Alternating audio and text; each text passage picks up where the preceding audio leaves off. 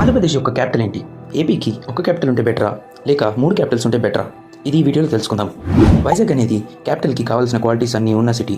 కానీ ఇక్కడ naval, airport వంటివి కూడా ఉన్న ఇది మాత్రం ఒక టైర్ 2 సిటీ కిందికి వస్తుంది.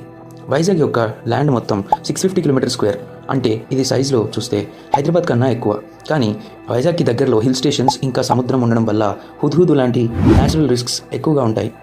ఈ రిస్క్స్ వల్ల సాఫ్ట్వేర్ అండ్ ఐటీ కంపెనీస్ వాటి కంపెనీస్ ఎస్టాబ్లిష్ చేయడానికి ఇంట్రెస్ట్ చూపించకపోవచ్చు. ఇంకా ఫ్యూచర్లో ప్రాజెక్ట్స్ ఎక్స్పాండ్ చేయడానికి, గవర్నింగ్ బాడీస్కి అసెంబ్లీస్ కట్టడానికి ఈ ల్యాండ్ సరిపోదు. ఫ్యూచర్లో పాపులేషన్ కనుక పెరిగితే అప్పుడు వాటర్ క్రైసిస్ కూడా రావచ్చు. కానీ అమరావతి అనేది చూసుకుంటే అమరావతి అనేది క్యాపిటల్గా ఉంటుందని మొదట ఫిక్స్ అయ్యారు. ఇక్కడ ఇంకా ఏం డెవలప్మెంట్ లేదు కాబట్టి ఒకవేళ ఏపీ దగ్గర ఇనఫ్ ఫండ్స్ ఉన్నట్టయితే అమరావతిని స్క్రాచ్ నుండి మనకు నచ్చినట్టు బిల్డ్ చేసుకోవచ్చు. ఇక్కడ ల్యాండ్ కూడా మన గవర్నింగ్ బాడీస్కి అసెంబ్లీ కట్టడానికి చాలా ఉంది. అమరావతి ఇంకొకటి సిటీ సెంటర్లో ఉంటుంది కాబట్టి ఎంప్లాయ్మెంట్స్, జాబ్స్ కోసం వచ్చే వాళ్ళందరికీ కూడా ఈ సిటీ దగ్గరలో ఉంటుంది.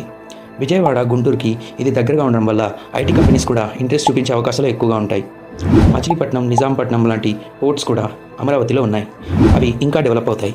ఇంకా ఇది సముద్రం నుండి 90 కిలోమీటర్ల దూరంలో ఉండడం వల్ల మనకి న్యాచురల్ డిజాస్టర్స్, హుద్హుద్ తుఫాన్ లాంటి రిస్క్ కూడా తక్కువగా ఉంటుంది.